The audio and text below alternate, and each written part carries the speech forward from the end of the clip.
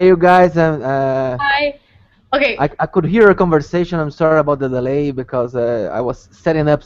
I'm here on Paulista Avenue. I couldn't get home because of traffic, so it's a perfect to talk about traffic Fantastic. in a moment like that. So I stopped by a place. There is internet here, and I had to change my phones. Well, I'm glad you could make it. Um, so now we're live. You received the YouTube links via email where you can share this with the public. So just to start a little bit, this Hangout is part of an initiative of IQ Latino, which is a magazine that I'm managing that is part of is an initiative of an organization called the Center for Democracy and Development in the Americas, based here in Washington, D.C.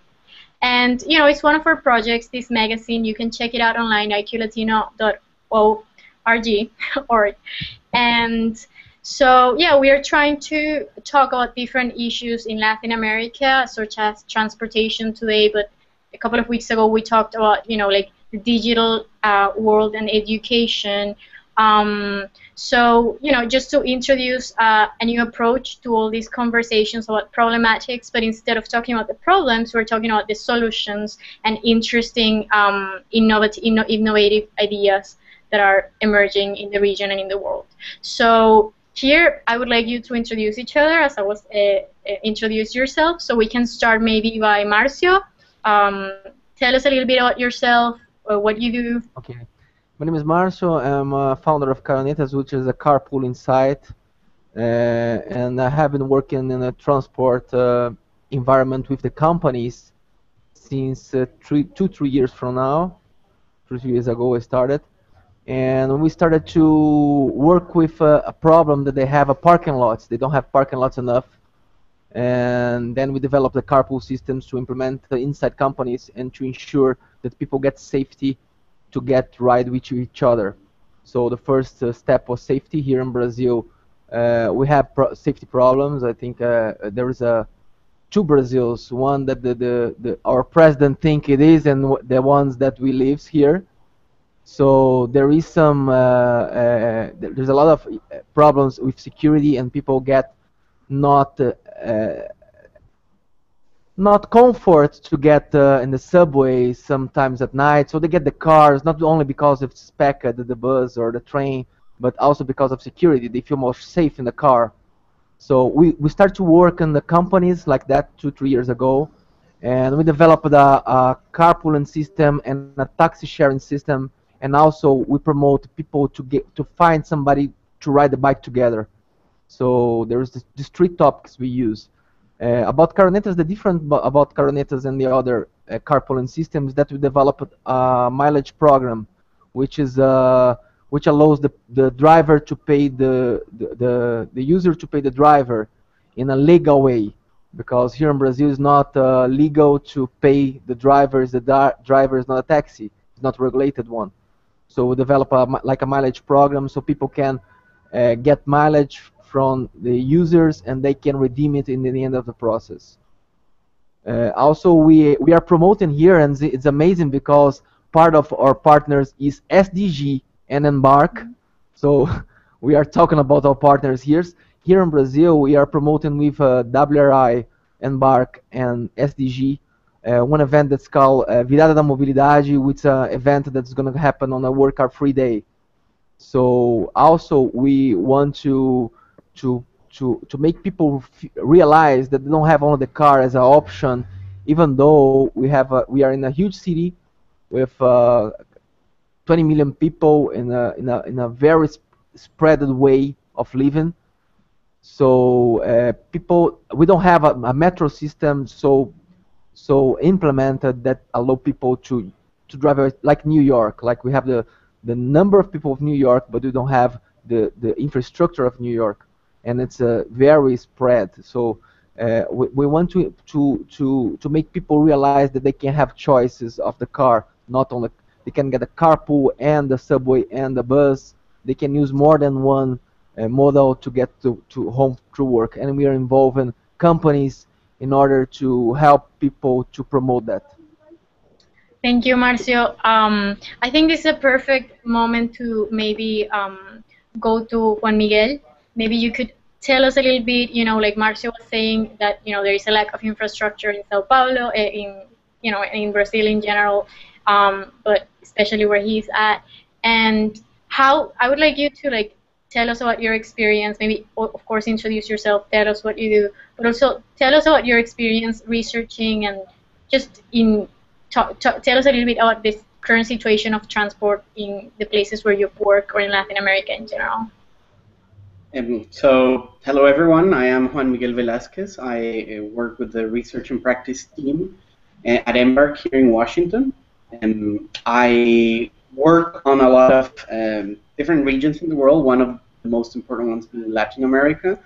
EMBARQ is the Sustainable Transport Program of the World Resources Institute that also has offices in Mexico and in Brazil. So we do a lot of work in those two countries, but we also have done some work in other countries like Colombia and Chile and Argentina.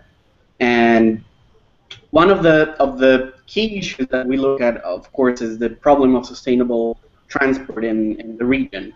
And one of the things that I think is most concerning in the region is that we have a very high economic loss due to problems from the transportation. So there's very significant congestion. As you can see, Marcio couldn't even get to where he wanted to get because there was traffic congestion in São Paulo. That traffic congestion does lead to economic losses, and also our transportation systems are highly polluted. So we have pollution, which leads to public health problems as well, and also to climate change. Greenhouse gas emissions as well. So we have an economic loss to that. If people are sick, they don't go to work. They have to spend money, or the government has to spend money in hospitals and in treatments, and we are affecting the quality of life of people. And there's another very big problem that I see in our countries is the road safety problem. Our transportation systems also are systems that lead to high accident rates, and with high accident rates come injuries, come deaths. These are painful for families. They also have an economic loss because we're losing people who are contributing to society. We are investing money in hospitals that could be better invested if we didn't have those accidents. And we are also, again, I want to stress the pain for families and for society is significant. And all of these things together might add up to even 10% of the GDP of each country, which is a huge economic problem. And it's also, as most economic problems in our region, it's also an equity problem. And it's the poorest in our societies who suffer the most from these problems that I just listed, which are just a list of the biggest ones, but there's also other more minor problems. Like there's physical activity problems, lack of physical activity that leads to public health problems, obesity, and deaths related to that.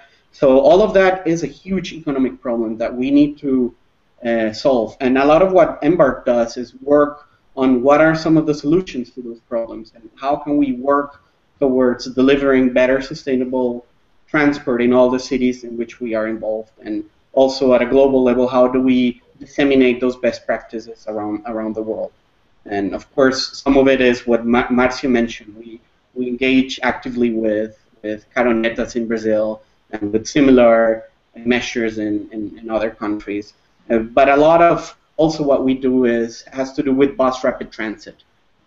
Bus rapid transit systems that we call BRT systems are a big way in which we think that we can deliver change in Latin America. And I can expand throughout the rest of the hangout on how we feel that bus rapid transit contributes to this economic problem. I think it's important to call it an economic problem. Mm-hmm. It's not just a problem of I got to work late, or someone got a slight injury in an accident, or people get allergic because of poor air quality. It's an economic problem, and as such, and so big that it is about 1/10 of what a country produces in a typical country in Latin America. So I would like to stress that, and therefore it's a priority problem if we want to continue development in a sustainable manner in our countries. Great, thank you so much, Juan Miguel. We're definitely going to go deeper in this issues you were talking about and the solutions for sure. Lorenzo, I would like you to introduce yourself as well. Tell us a little bit what you do. I know you were at the World Urban Forum not so long ago. Maybe you could tell us about your experience there too. So hi. Sure. So good evening, first of all, from London. It's almost 11 p.m. here, so I'm glad to be still awake to be with you tonight. What I do is I'm a transport consultant. So in my daily job here in London at Davies Gleave, also known as SDG in Latin America, we work on providing transport solutions. And that is a very interesting position to work at this company because we have offices in Bogota, Santiago, Ciudad de Mexico, Sao Paulo, and obviously US, Canada, and Europe. So in this past 3 years at SDG, I've looked at problems from the European perspective and from the Latin American perspective in relation to transport, and the solutions as well. And they're clearly very different, and this is what I would like to add tonight to the discussion, how a European perspective of Latin American transportation systems sees the developments in the continent and in Colombia, which is where I've recently been specifically. So I've been to Colombia to the World Urban Forum in April. I don't know if any of you were there, the other people in this conversation, but it was definitely a very interesting experience to look at transport in the context of urbanization.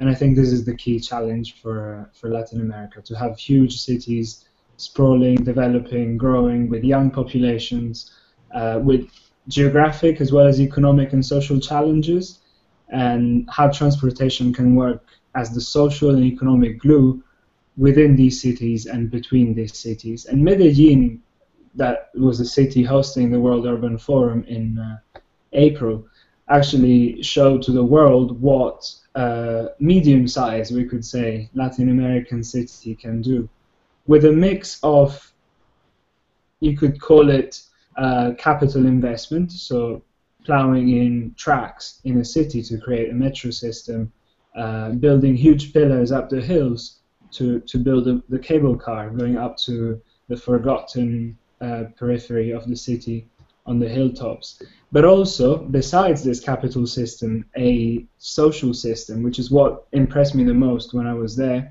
which is the constant participation through meetings, direct participation, and social media. And that is another aspect which we probably can talk about because you guys deal with innovation at IQ Latino. Definitely an interesting aspect of how car sharing, carpooling, but also live traffic updates, internet information sharing can transform transportation in turn.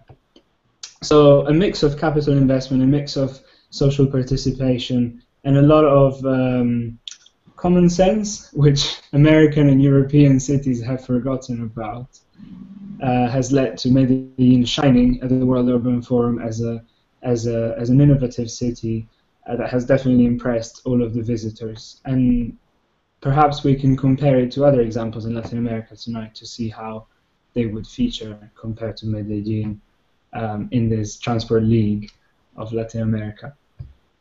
All right, thank you, Lorenzo. I would like to first, let you know that everyone who's watching or who's gonna watch eventually, we receive questions via Twitter and like Facebook, whatever, just in case people want to ask questions. And I would like to also let you know that this is a conversation. If any of you at some point feels like making a question to one another, just jump ahead and go ahead and do it. But for now, I'm going to ask Marcio. I'm going to go back to you. I would like to know a little bit, how was the process for you of finding out that you could create this project and that it could be a possible solution to one of the problems that your city was facing. Like, how was the process for you? And how long did it take you? Could you describe a little bit more? Well, I think I am a former. I graduated in naval engineering, so there's nothing to do with rides, okay? Mm-hmm. But usually we have an expression here that people can take the ship on. So I took this ship. Mm-hmm. the transport ship. And so I started to work in transportation area since I graduated, and I started working in technology. I work in companies as in technology in big companies here, and but I always loved transport. So I work in courier companies here. We developed some courier systems, and then later on I developed logistics systems. And once in the meanwhile, I noticed that the traffic was a big problem, and I always wanted to. I worked in technology because to get rid of the traffic. So one of the reasons that I didn't get to the engineering career is because I have to move from São Paulo to Santos. It's 100 kilometers. So I decided to go to the technology area. So Mm-hmm. since I think all my decisions was based on movement, based on the need of go to one place to another. So, but the thing that when I conceived Caronetas was like a shower stuff. Like I enter in the shower and I came back, I said, "Wow, there's a solution to the problem of the legal charging. We could create a mileage program and attach it to the carpooling system." So the whole creation of Caronetas was like a divine, God's provided it. So something like that. But as the things goes by, we noticed that there was a lot of stuff a lot of points to link on it. So we need the trust of the people who give the rides. Mm-hmm. We need to get the trust of the commuters. We need to get the trust of the companies. So we specialized on companies, and during 2 or 3 years, we heard companies' problem to find out what they need in terms of transportation. They need a transport system. They need to manage their employees in a transport way. What do they need, and how could we develop something that could solve the problem and at the same time could attach to the business we imagine to get in. So I think that the key stuff was to hear everybody. Like we received a lot of inputs for a lot of companies, very good inputs, and we try to improve what we have.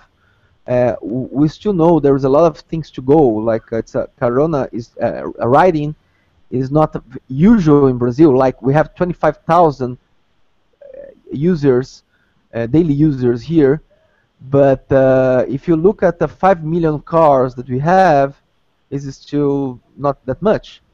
This afternoon I was with the mayor talking about a project for a law to promote carpooling lanes all over the city. But I still is going to take 2 or 3 years till that happens, legally speaking. But they can do some actions in some roads here. So I think trying to make it together, like companies, people get aware of that, and the government being attached to it, I think is the key thing. Here in Brazil, we have a lot of politicians and a lot of interests that can stop and go things. Like something can get stuck, really stuck here because of political influence or not. So we are trying to make all the players, the stockholders of the transport movement to get together. That's why we also called start something with EMBARQ, with WRI here in Brazil, and we also involving the mayor and now the government authorities to get together in the same direction. And in order to avoid them to feel that is a politician, they need to do public policy, not only be politicians. Okay, so that's what we are trying to do. All right, thank you. There it goes one question. Maybe Juan Miguel or Lorenzo could answer it. You both of you were talking about, Juan Miguel, you were talking about the problems in Latin America, but in general of traffic pollution and road safety. Lorenzo was talking particularly about the issue of urbanization and how, in Latin America is probably one of the most urbanized regions in the world, and is urbanizing more and more. So you have a lot of emerging cities like Medellin, for example, that could have the problems that Sao Paulo has right now. And how do you, like, out of your experience and the places that you have, the initiatives that you have seen in your career, which do you think are the most impressive or innovative solutions that you have come across? It could be in the area of traffic or for pollution, road safety, or just all of them. And it could come from the government or from individuals or initiatives, or I don't know if maybe Juan Miguel would like to start with that. Yeah, I think we have a framework within which we try to analyze the type of solutions that you need to tackle the problem, and we call it the ASI framework. ASI because it starts with an A of avoid, so you need to plan your city and use solutions that help you avoid trips and avoid long trips, so you can make trips shorter by having people live closer to where they work, for instance, or so you can use land use planning as a tool to solve your transportation problem. So you avoid longer trips, or you avoid trips altogether. Technology is also a tool that you can use. For example, in this hangout, we are all over the world, and we avoided the need to travel and cause a number of transportation problems by using technology. So one of them is avoid, the A. Then the S is shift.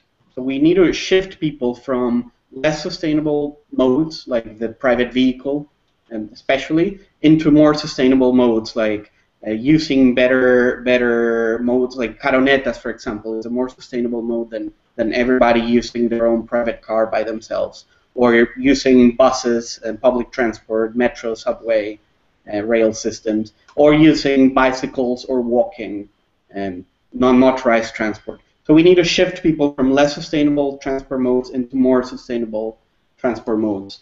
And we need to improve the modes that we have. So some people will still travel by car, and so people will still use public transportation. So we need to have a cleaner public transportation, so we need to have better vehicles, we need to have cleaner cars, and we need to have better infrastructure that those cars use, that infrastructure that's safer. So we usually frame solutions within those three categories of the ASI framework. And I feel that the one that Latin America is a leader on is in the shift solutions. And I think that bus rapid transit is a way in which we have shifted people from less sustainable mode. In many cases, Latin American cities have in common that they have a old transportation system, very informal bus systems that are very polluting, that are unsafe, that congest the cities, and we are shifting a lot of those users into a better transportation mode. And this better transportation modes also have the capacity in many cities, but they have the capacity of attracting the users from the private car if we implement it with the quality that they should have.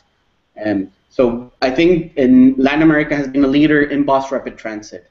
Bus rapid transit started in the 70s in Curitiba, and then many cities in Latin America had bus priority systems. Lima, Quito, all had a way of, or a form of bus rapid transit. And then Bogota implemented bus rapid transit, and the famous Transmilenio, famous or infamous, depending on your view, in 2001. And since then, 160 countries or cities around the world have adopted bus rapid transit. So it's an incredible scale that now bus rapid transit has reached. And it is all a Latin American technology. It's all a Latin American innovative solution to transportation problems that originated in our countries and in our region, and is now being adopted throughout the developing world and even the developed world. Thank you. Lorenzo, maybe would you like to add something, maybe from experience in other countries, or? No, I agree with what both of them said, and the BRT system is often taken as an example, the one in Bogota or the opening ones in Quito. Another capital type of investment which you see a lot of, which we were very impressed with in Medellin, was the cable car system. And then when you think of geography, it really makes sense to invest in something that is very unusual. Very few cities have cable cars like the ones in Medellin, but which also were brave in linking up an area of the city which did not have any connections to the metro system, which is poorer, which is suffering from informality and unemployment with the rest of the city. So I think innovation can take the form of a symbol, which is the cable car linking two areas of the city, as well as the technology itself, which was very impressive. But in a more general sense, there is the need for government policy, which we heard from Sao Paulo, and the need for shift and avoid policies, which we heard from what EMBARQ is doing. And I think we should also build on what sociologists call the shift from ownership to consumption. So as with music, where people slowly stop using their CDs, they don't own CDs, they consume music online. And same with books and other things. We're seeing the same thing applicable to transport. And I think with a young population and with the growth of the internet in Latin America, there is more and more potential for car sharing, bike sharing, transport sharing schemes, which are not necessarily mass transport like BRT systems, but also disaggregated in space and time systems of transport which are an alternative to car, which is congesting a lot of your cities. And I think in that sense, carpooling in Sao Paulo, bike sharing in Bogota are examples of that type of innovation, which we're seeing in your cities. I have a question concerning also like some of these solutions that we have seen in Latin America. There is this project. I don't know if you have participated, some of you, in Rio de Janeiro with the Prefectura. I hope I'm saying it right. Marcio knows. That in which they partner with IBM and they want to make Rio de Janeiro like a smarter city. That's how they call it. And they put cameras all around the city. They join, you know, like the all the transportation like initiatives of the, you know, government, like the local government, and via social networks included the population, just to let them know like how all the traffic in the city is going on 24 hours, right? Have you guys heard about this project? Maybe, I don't know, Marcio, like have you heard about this? What do you think about that initiative and all this gathering of data that we don't know what might be used for in the future, what potential it has other than, you know, reducing traffic daily? I don't know if any of you. About using the data, I know a project that's going on here in Brazil. It was led by Cido Biderman, which is going to Michigan this next week to receive a prize because of that. But on Rio, I have been on CDO. There's the Center of Operation of Technology there. But the traffic in Rio is so messed up that it seems, for me, makes no sense. They invested so much money to control what's uncontrollable. So now they can see from their office what they could be acting on the street or planning before. So I don't know. I think it's more like to see live what they could have done planning back to avoid. So they invest a lot of money, but it's amazing. Like they can see all over the city. They can of course help a little bit because they can call the security in some integrate the policeman and the transport authority system, everybody together. So in that way, it's nice because even if there is a cause, some shots that happens in the traffic, like somebody dies in the middle of a road, they can just notice that and in a very few minutes send somebody there, or activate the one that is closest by to get the faster access as they could. But I think it's a lot of engine applied in a lot of controls and a lack of planning. That's what I mean. I think things should be balanced. Like it's not like saying, I'm going to invest a big amount of money on the metro, but there is no lanes giving passengers to the metro system. So it's like a metro of Rio is also something that I think is not as planned as it should be.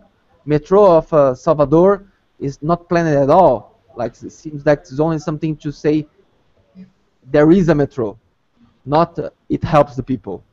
So I think these steps of planning and planning how people will move around the city, and how to make it funny for them to stay where they are and to look for uh, uh, things to do or working around where they are.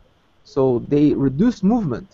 If I live close to my work, I reduce to use my car because yeah, and also it's something that relates to your health. You can walk. People forget they can walk. So I think there's a lot of policy that it's been doing, has been made by the politicians. That's only politician.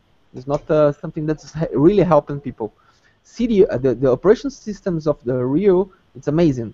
But again, what I think, they should have been planning it before, not just watching the calls.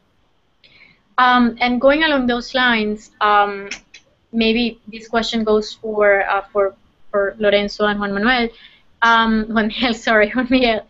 How do you think, once a city has decided to invest in this infrastructure, there is no way back? How could they use, or you have some examples on how this big data could be used to plan a better, like mobility system, or to plan a better city in general and for policy making? Perhaps I'll answer this. Do you want to go first, Lorenzo? Or? Go ahead, Lorenzo. I think it's a double-edged sword. So you can cause damage by showing the problems even more than you can see them on the street. And I agree with that. But at the same time, if you make good use of it, it's a really powerful tool. So I don't think IBM should be in charge of planning our cities from A to Z. One company across the world can help.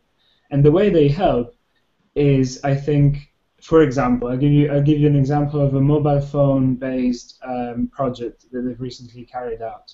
So they enter an agreement with the main mobile phone providers, and through those providers, they have real-time tracking on street of people going to different directions. What transport policy tends to be based on at the micro level usually is traffic counts, meaning that someone stands at a crossing and counts the people who go by, or the cars who go by, to get a size of how many, the size of the flow at that crossing. Or you have cameras doing that. But with mobile phones, you have the potential to extend that not to a one-off counting system, but to a continuous counting system. And so then assume there's a river crossing the city. Where are you going to build the next river crossing? Are you going to build it where the flow of people is higher between one area and the other? Probably yes. So that's how the data helps you make a decision. Or take Bogota. We're working on the potential congestion charging scheme for the business district of Bogota. How do you decide which areas are subject to a congestion charge which aims to reduce traffic moving from the Pico y Placa system to the polluter pays, the congester pays principle? You use data to see where most people enter and exit across the day, and how you should price congestion to internalize the externality that we were talking about at the beginning, that 10% of GDP. So these are some practical examples of which one can see the use of big data for. Mm-hmm. Juan Miguel, would you like to add something there? Yeah, I would like to stress something that Marcio taught earlier, or just now, about how cities need to be planned and the transportation systems in cities need to be planned organically. I think Latin America is a great example of many cities where they had, for instance, metros in the 80s. Many cities built metros during the 80s, and they built isolated lines, lines that were isolated from the rest of the transportation system and that had absolutely no relationship with how taxis were being planned, the rest of the bus network was being planned, and they planned isolated corridors of maybe very good quality transportation that only served that corridor, and they were missing the point that people go from A to B, and maybe part of that A to B, only part of it is in that metro line or in that high quality system, but then they have to walk to access the system, or maybe they have to walk to get a bus that takes them to that high quality system, and maybe they have to do the same thing at the end. And they forgot that you have to also address the infrastructure for pedestrians, the infrastructure for the rest of the bus systems, and maybe people also use these metro systems in combination with taxis or with other private modes, with someone who gives them a ride. So you need to think of it organically, and I think through many years our cities forgot to think of transportation systems as a whole thing, as people traveling from A to B instead of people travel by metro or just by car. And as technology and as all these modes that Lorenzo mentioned, bike share, and as our cities become more intelligent, to use those terms, people will have more and more complicated systems, and we will have a higher need to plan our transportation system as a whole. And on top of that, then we need to coordinate transportation planning with land use, because and up until now, most of our cities only they have a transportation planning department that barely interacts or doesn't really interact with the land use planning authorities. So we actually need very capable systems and very capable institutions to talk to each other and actually achieve that integrated planning that we need. And I think big data is part of how it's one of those elements. If we focus just on big data, we will miss the point. We will have maybe better user information, but then how are we using it? If we're not using it effectively, we will miss the point of having great data. And we don't have the capable institutions to work with this big data and to effectively plan the transportation in our cities. We will, again, have great data, have great user knowledge, but we will not be able to translate that into better and more sustainable cities. Thank you. Out of this conversation, it brings me back to what Lorenzo was talking about at the beginning of his experience in Medellin and the idea of common sense, you know, and the lack of it sometimes when it comes to transportation planning, but also urban planning. I would like to ask, I mean, from one of my experiences talking to some of the planners of Transantiago in Chile, they had they were telling me that they had a huge problem there at the beginning because they had very little interaction with the people who were actually going to use the transportation system, like Transantiago, when they were planning Transantiago, which led to horrible, you know, problems of like miscalculations when they just opened it, etc. Right? So I would like to ask Marcio, from your experience, how you said you did interact with the people who eventually became your users, with companies. Like, how was this process like for you of starting this like interaction or making sure you actually got good feedback before planning your, you know, your company? Marcio, we can't hear you. I'm sorry. Of course. Yeah. I forgot to. Oh, now we can hear you. No. Okay. When we started, we have like this ideal that people we get when we look at the sustainability, the companies will look at sustainability because one car parked at home means 1 ton of carbon less on the atmosphere. So this speech I thought was could enchant the companies by itself, but it didn't. The point that we realized that was the turning point was to say you can save money on parking lots. That's much more it's like Harry Potter stuff, like changes, opens all the doors. So the financial is important to the company for them to take an action.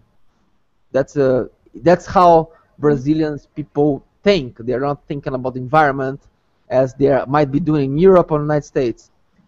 They are more thinking about themselves, because if they don't think about themselves, no one else does. So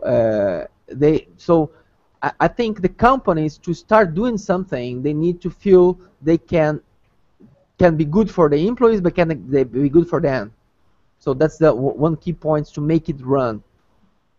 About just making a link on the last on the whole picture of planning the land and living here in Brazil, I think there is another key point where sometimes here in Brazil, like they can belong, planning the land use, and planning the transport could be in different owners here. One is democratic, another is republics. So they don't talk to each other, and they do things independent of each other, so they don't integrate. And there is economic interests on it. So having the big data itself and having people that could get exactly the right information, summarized information, and compiled information to get good numbers and good strategy and good information out of the data is not enough. We need to have serious people behind the scenes to take this information and act over this information. Doesn't think that they can lose election because of that, because they're going to do something that's not popular enough. So I think it's a big difference here in Latin America. I'm talking about Brazil. Maybe you talk about Chile. Maybe Lorenzo can talk about Colombia. But it's not enough to have something good or something good information or good ideas. We need to have people committed with the doing good, not doing what's good for them. That's the key thing. That the companies, we see the companies that they do it, but we also see the government that could represent everybody. Sometimes they represent themselves. So once they have a good contract with a BRT system, they don't think about the pedestrian and an integration with the metro, because the metro is a government, is one mayor, and the BRT system is another. So they should talk to each other and promote what Juan said. People want to go from point A to B. It doesn't mean it's not right that they're gonna walk and get a bus and get a ride or get a taxi and get a metro. They could get the 5 models. So we need people committed to make it, the connections working. And these things is not only invested on one way. They have to invest on integration of all the ways. So it's the data to give directions, is the government to make it happen, and is the people to learn how they can do different. One of the good speeches that I have is that we never heard about the tourist that goes to New York and rented a car. But if you go to Los Angeles and you don't rent a car, you do nothing. So it's not the number of cars per user that makes people choose the car. It's the options that they have and how the environment lead them to force them to choose one way or another to go from front A to B. That's it. Thank you. Would Lorenzo or Juan Miguel would like to add something in the same topic, or also what we're originally also talking about, these interactions between the planners and the citizens, or those who are going to consume the transportation. Would any of you like to join? I think to add to this, I could tell you what tends to happen in London, where public and private have recently aligned to the same objectives, in that if a company has an office without cycling parking, employees will complain. If a company has an office without a shower, employees will complain because they cannot run to work or walk to work or cycle to work and then shower and be perfectly suited for the job. If a new development is planned and land is allocated for, say, 500 new houses, and there is no public transport connection, there will be no developer who is ready to invest in that plot of land. And similarly, if people are asked to go to a sporting event and there is no public transport to it, there will be complaints and protests that there is not enough capacity to cater for football supporters. And I think if one gets to this stage, this is a city which has evolved a lot, which was clogged by traffic and pollution in the 70s and in the 80s. So throughout cultural change, political and from the citizens, there has been a lot of change. And if we can get to that stage in many Latin American cities, I think it'll be a really positive outcome. Right, thank you. And then Juan Miguel, we're really close to the end of this hangout. As promised, it was going to be an hour, so we're going to try to keep it there. But before I ask you to add something about what Lorenzo was talking about, if you would like to, you talked about like the economic consequences of not having a well-developed transportation system for a city. Marcio was talking about the problem that there is sometimes with the political side and the political will that is not there, or the like coordination is not there. If you had a politician in front of you right now that is trying, is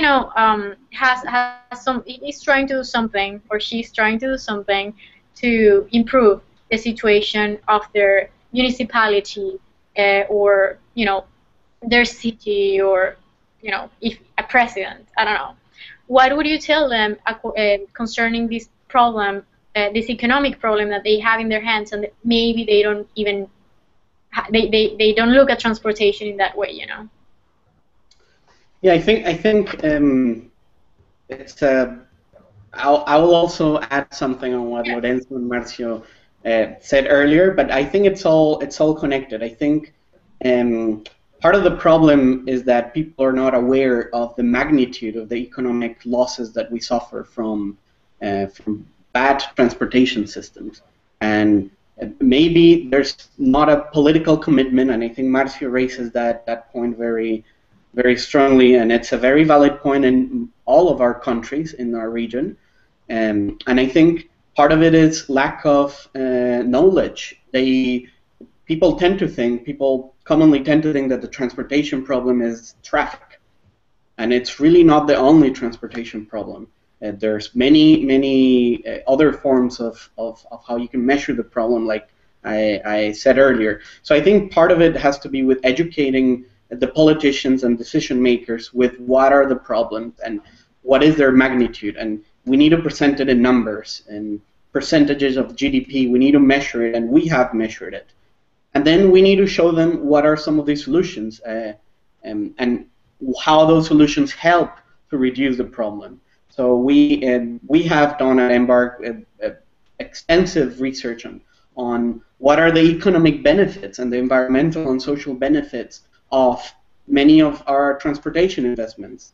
And specifically, we have a very recent publication on what are the benefits of bus rapid transit, and we show cases of around the world. Specifically, we show Mexico City and Bogota in our region, but we also show Johannesburg and Istanbul, and we show how those investments in sustainable transport reduce traffic fatalities, reduce pollution, reduce greenhouse gas emissions, improved physical activity, and how all of that leads to reduced economic losses. We're saving money from those investments.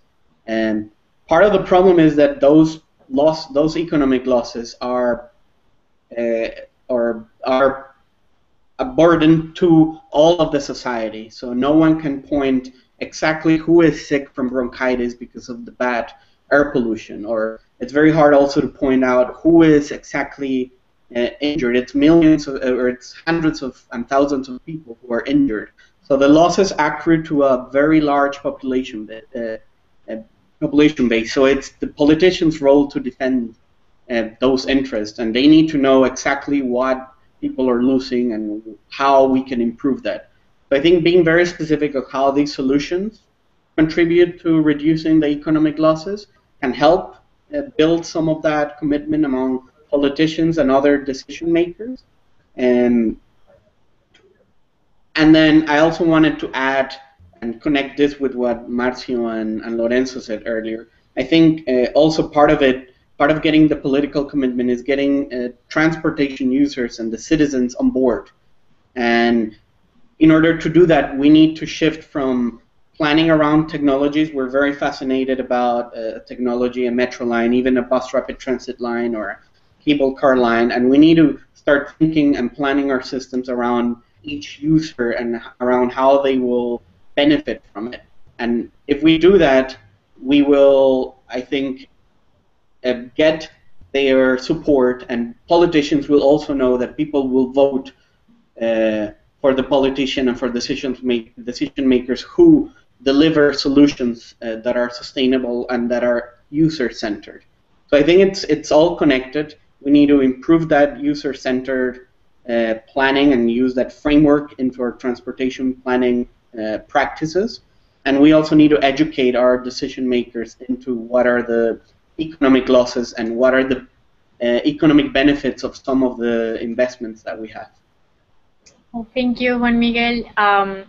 I don't know if maybe Lorenzo and Marcio have some last words before we end the hangout. Would any of you like to add something else? I think it was something. Let's go. You start first. Marcio, let's do Marcio and then Lorenzo. I start first. No, Lorenzo first. Lorenzo first. Oh, Lorenzo. Okay, go, Lorenzo.